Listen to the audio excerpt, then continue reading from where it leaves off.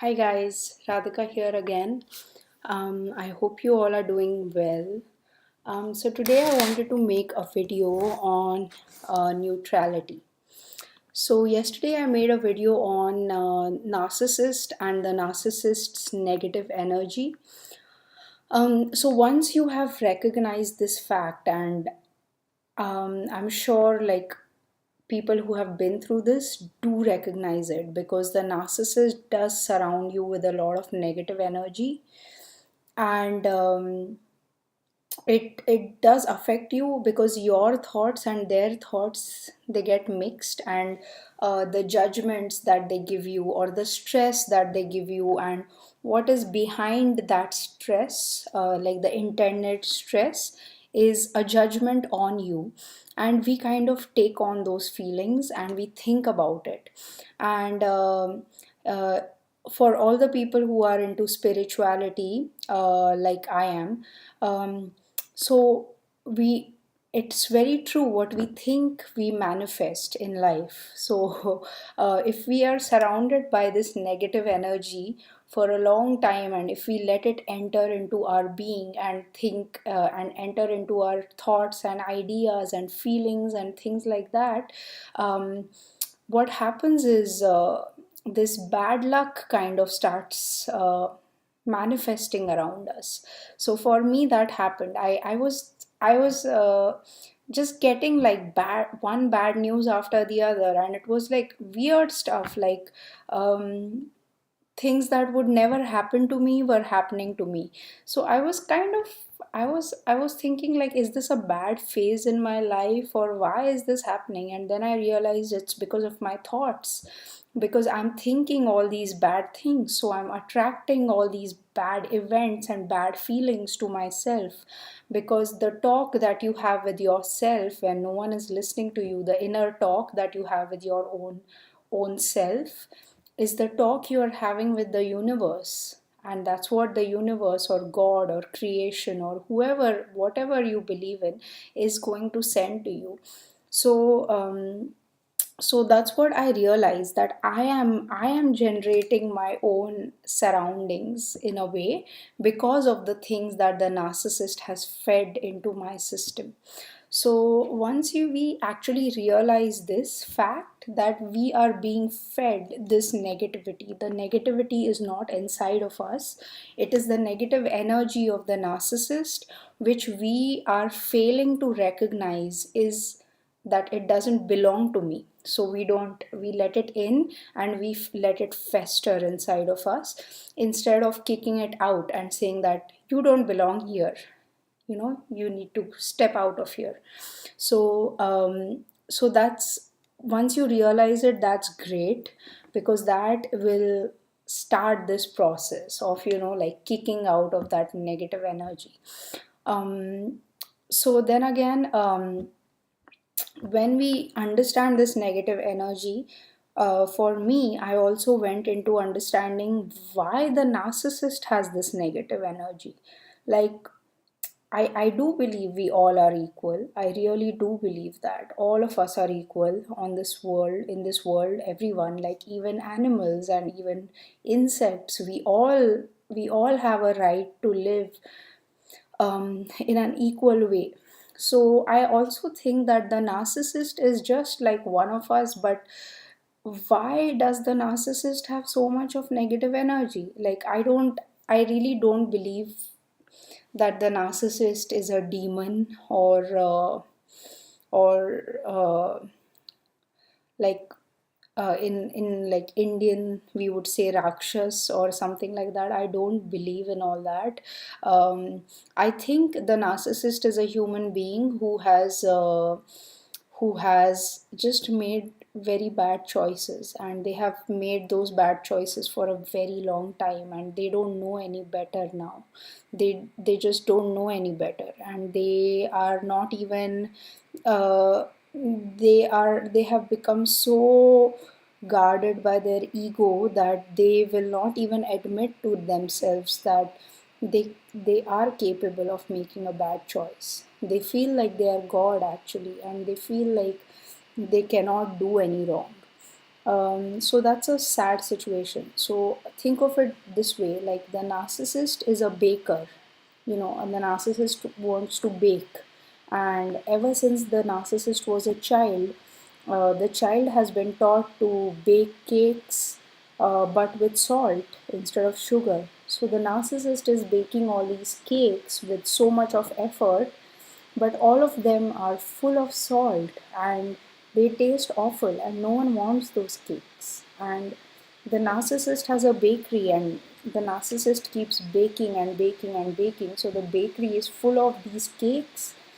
And the narcissist has no space in the bakery anymore. So the narcissist is, whoever passes by, the narcissist will like just give out a cake to that person, and that person doesn't want the cake because it's a bad tasting cake. So think of it this way, the narcissist is a baker who, since childhood, has been taught to bake cakes in a certain way. And if the narcissist had made a good choice, the narcissist might have learned to make the cake in a different way that others would like, that the narcissist would like, that would not fill up his bakery with this bad cakes. But the narcissist did not make that choice, and the narcissist just made bad choices one after the other. So yeah, so that's what the narcissist did. So now that you have understood like what you are going through and what the narcissist is and why the narcissist gives out so much of negativity, like where does this negativity come from? It comes from some place inside the narcissist.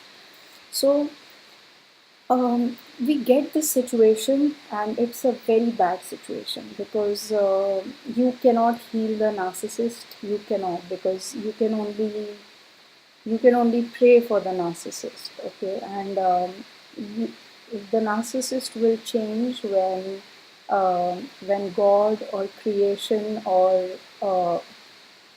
when whatever you believe in, which is a higher power than you, um, when that power decides this person should change, that power will give the narcissist means to change.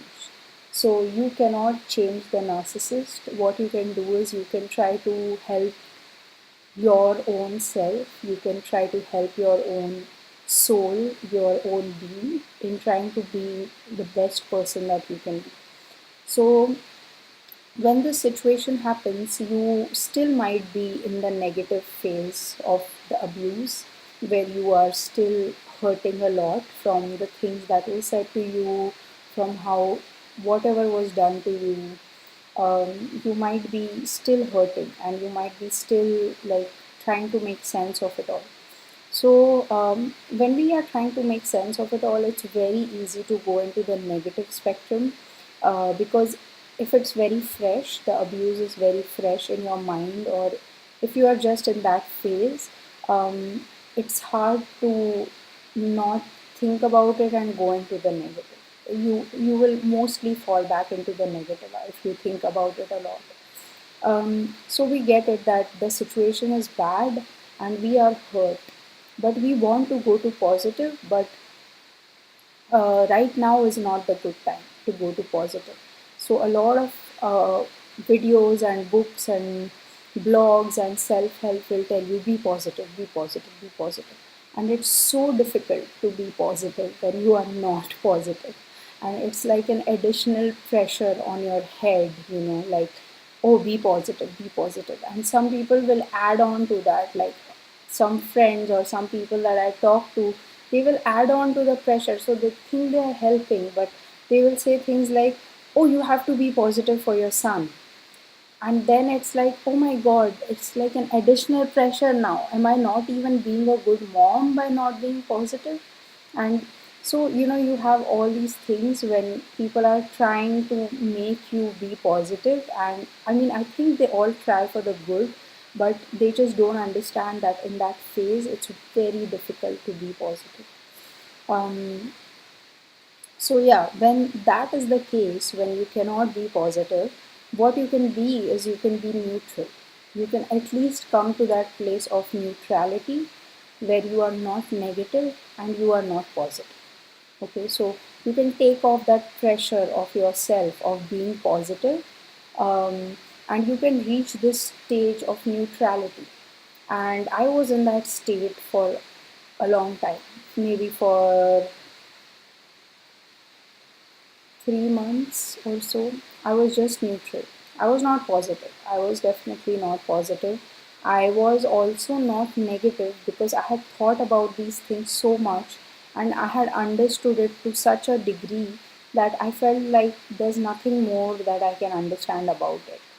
I had just reached that point. I was like, I can't go into that cycle again because I have analyzed it from every angle possible and I'm not finding anything new in it. Every time I revisit it, I always get the same perspective back.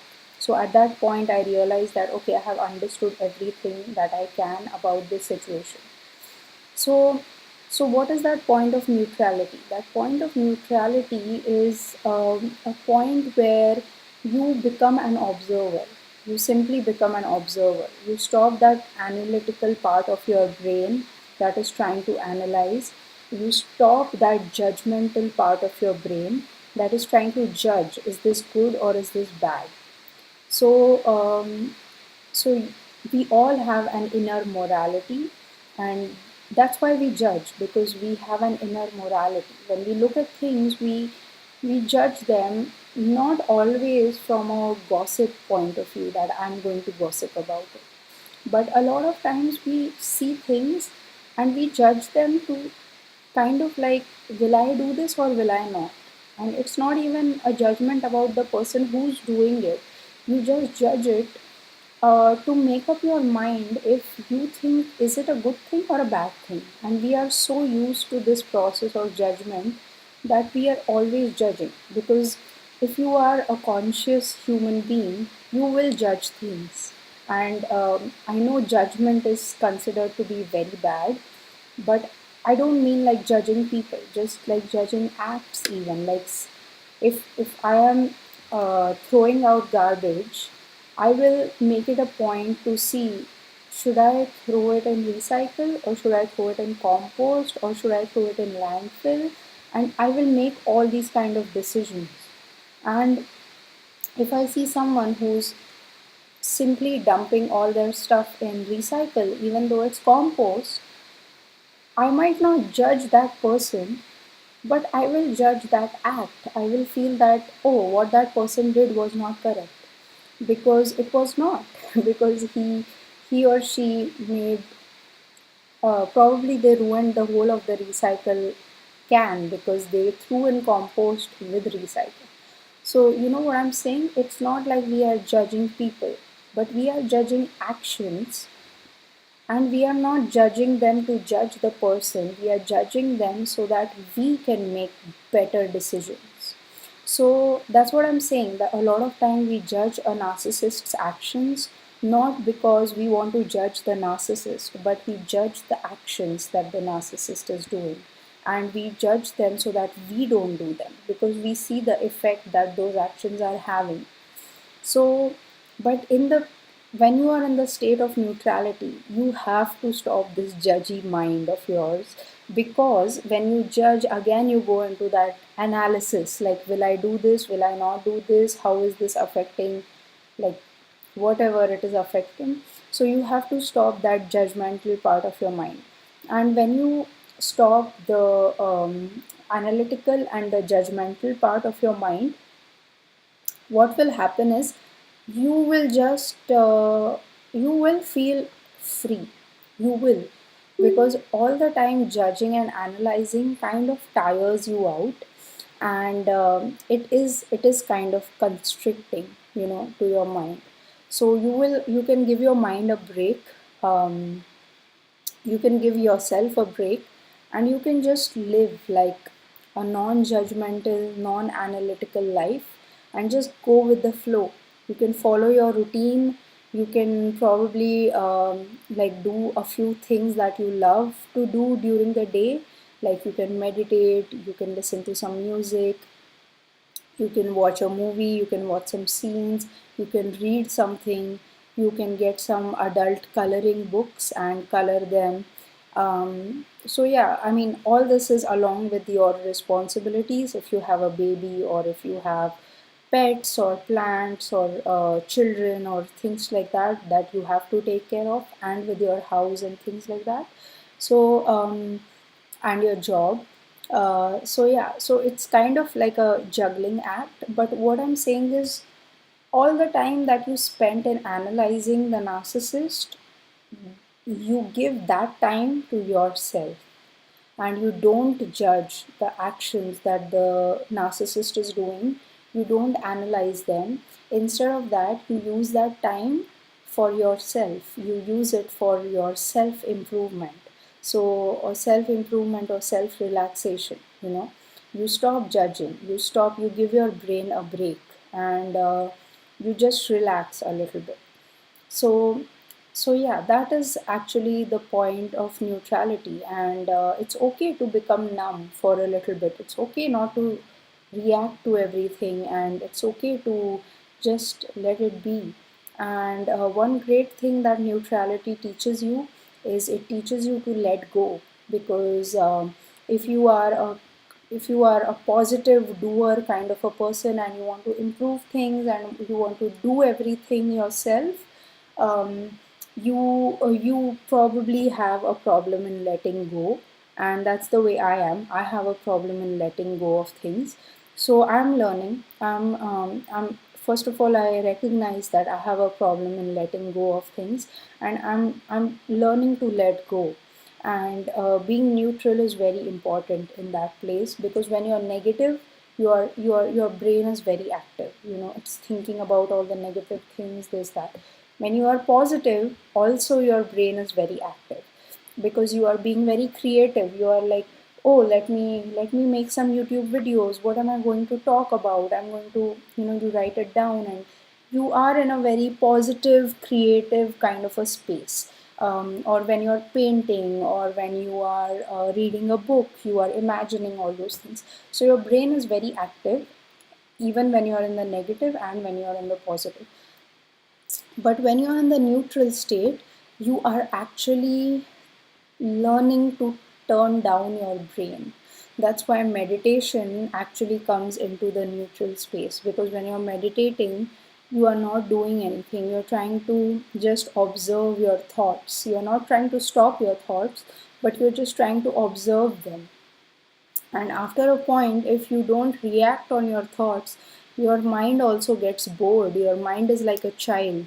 So your mind will get bored, and your mind will say that, what is wrong? I'm trying to get all these thoughts to this human being so that he or she reacts on them. And when you just sit in meditation and you don't react on your thoughts, your mind will get bored, and your mind will say, you know what, you're not reacting to whatever I'm giving to you. Okay, I'm going to relax too now. And your mind will slowly turn down. And when your mind turns down, that's when you actually get into touch with your soul, with who you are. So yeah, that's the whole process of meditation. You kind of slow your mind, and you just let your mind like chatter, chatter, chatter, chatter, chatter, but you don't react to it. And after a while, the mind is going to stop talking. So yeah, let the mind talk for a while, and then it will stop talking. So yeah, so you will learn letting go. And another thing that I used to do in my neutrality period, that some of you might like or some of you might not, is prayer. So I used to do, I didn't follow like a particular faith, so I used to do a general prayer. And the prayer was not for God but for my angels, because I do believe we all have angels, and we have spirit guides.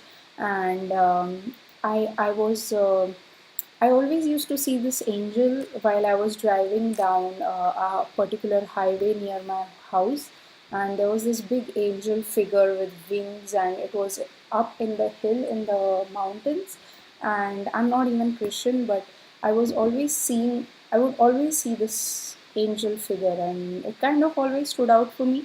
So I thought I'll take it as a sign. And I always believe in angels, because I have experienced it in my life. A lot of times when I have needed, uh, I've really needed help, someone has showed up. And as weird as it may sound, I always thought those are my angels. Um, and they were all human, but I do believe there are angels in human forms on this earth, and they do show up when you actually need them. So I have had such experiences, and I used to think like one of the nurses who helped me deliver my baby was an angel, and she still is helping people in the hospital where I delivered. A lot of the nurses in the NICU who took care of my son while he was in there are angels, and they are doing like a great service to humanity by helping so many people. And yeah, so I do believe in angels. And in this neutrality phase, I would actually do a prayer to my angel. I would just say telepathically in my mind that hey, my angels, can you help me? Because I'm going through a very rough patch in my life, and I'm kind of at a loss how to deal with it. And can you help me out, please? And I trust that you guys will take all this pain away, and you will help me heal. And I would actually say that, and it's very weird because a lot of people will find it funny if I tell it to my parents or tell it to my friends, because I don't even follow the faith of Christianity, but I think angels are mentioned in all of the religions, and they just have different names with which they call angels. But yeah, I do believe in that, and I used to do that, so maybe you can try it out too. Maybe it will help you. But yeah, it has helped me to come to positivity from this point of neutrality. And trust me, just getting neutral from a negative space is a very hard thing to do. So yeah, it was difficult, but the point of neutrality did teach me how to let go of some things, how to enjoy life, and just like not judge, not analyze things, just be who we are, and let everyone be who they are, and just see how things are playing out, kind of like in a movie. um, so yeah, I hope this video helps you in some way, and I wish you all a lot of love and a lot of light. Thank you. Bye.